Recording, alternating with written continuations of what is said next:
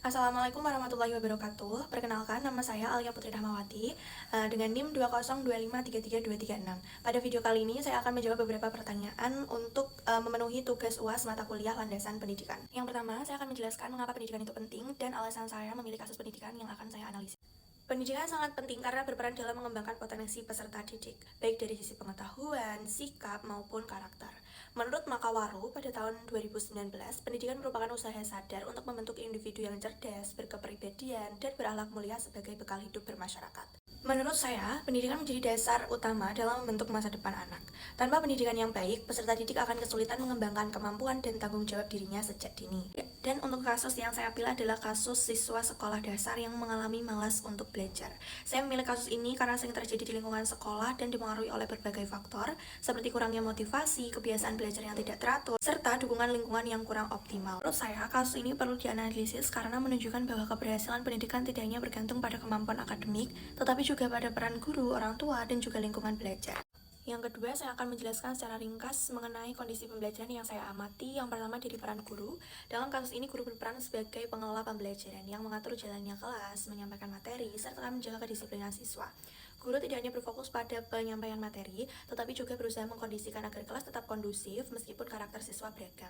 Menurut saya, peran guru di sini cukup sentral karena guru menjadi penentu arah pembelajaran dan suasana kelas. Dan yang kedua, karakter peserta didik. Peserta didik memiliki latar belakang yang beragam, baik dari segi kemampuan belajar, karakter, maupun lingkungan keluarga. Ada siswa yang aktif dan mudah memahami materi, tetapi ada juga yang pasif dan membutuhkan perhatian lebih. Dari pengamatan saya, perbedaan ini menuntut guru untuk lebih peka dalam melakukan siswa agar tidak terjadi ketimpangan dalam proses belajar. Yang ketiga, situasi kelas atau lingkungan sekolah. Situasi kelas menunjukkan dinamika yang cukup kompleks. Kelas berjalan dengan kondisi yang tidak selalu ideal, karena perbedaan karakter siswa mengaruhi suasana belajar. Namun, lingkungan sekolah masih berusaha mendukung proses pembelajaran melalui aturan dan kegiatan yang mengarahkan siswa pada sikap tertib dan saling menghargai. Menurut saya, lingkungan ini sudah cukup mendukung, meskipun masih membutuhkan pengelolaan yang lebih optimal. Yang ketiga, saya akan menganalisis 4 landasan pendidikan. Yang pertama, landasan filosofis.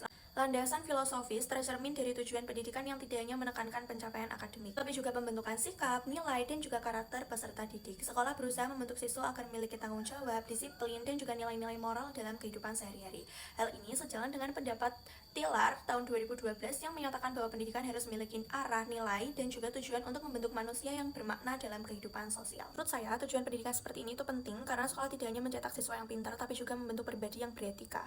Yang kedua, landasan psikologis. Landasan psikologis terlihat dari cara guru memahami perbedaan kemampuan dan karakter peserta didik. Guru tidak menyamaratakan semua siswa, tapi menyesuaikan cara mengajar dengan kondisi dan juga kebutuhan mereka masing-masing. Hal ini sesuai dengan pendapat UNO tahun 2011 yang menjelaskan bahwa pemahaman guru terhadap aspek psikologis siswa sangat mempengaruhi keberhasilan belajar. Menurut saya, pendekatan ini membuat siswa merasa dihargai dan lebih nyaman dalam mengikuti pembelajaran. Yang ketiga, landasan sosiologis. Landasan sosiologis tercermin dari upaya sekolah menciptakan lingkungan belajar yang menghargai keberagaman latar belakang siswa. Hal ini sejalan dengan pendapat Suryanto dan Jihad pada tahun 2013 yang menyatakan bahwa pendidikan tidak dapat dipisahkan dari lingkungan sosial dan budaya masyarakat. Menurut saya, sekolah yang peka terhadap lingkungan sosial akan lebih berhasil membangun iklim belajar yang inklusif. Keempat, landasan yuridis. Landasan yuridis terlihat dari pelaksanaan pendidikan di sekolah yang berpedoman pada aturan dan kebijakan pendidikan nasional. Kegiatan pembelajaran disusun sesuai kurikulum dan diarahkan untuk mencapai tujuan pendidikan nasional. Hal ini sesuai dengan Undang-Undang Nomor 20 Tahun 2003 tentang Sistem Pendidikan Nasional yang menegaskan bahwa pendidikan bertujuan mengembangkan potensi peserta didik secara menyeluruh. Menurut saya, landasan yuridis penting agar proses pendidikan memiliki dasar hukum yang jelas dan berjalan terarah. Selanjutnya, saya akan menjelaskan mengenai pandangan, sikap, dan juga nilai yang saya pelajari dari kasus tersebut sebagai bekal menjadi guru di masa depan. Berdasarkan kasus pembelajaran yang saya amati, sebagai mahasiswa calon guru, saya belajar bahwa peran guru tidak hanya menyampaikan materi, tetapi juga memahami kondisi, karakter, dan kebutuhan peserta didik. Dari kasus tersebut, saya menyadari pentingnya sikap sabar, adil, dan terbuka terhadap perbedaan siswa dalam proses pembelajaran. Menurut saya, nilai yang paling penting untuk dibawa sebagai bekal menjadi guru di masa depan adalah tanggung jawab, empati, dan kesadaran bahwa setiap siswa memiliki potensi yang berbeda. Kasus ini mengajarkan bahwa guru yang baik bukan hanya menguasai materi saja, tetapi juga mampu membangun hubungan yang positif dengan siswa agar pembelajaran menjadi lebih bermakna.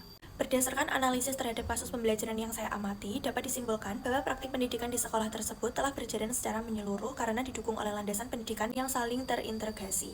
Pendidikan tidak hanya berfokus pada aspek akademik, tetapi juga memperhatikan pengembangan karakter, kebutuhan peserta didik, kehidupan sosial, serta aturan yang berlaku.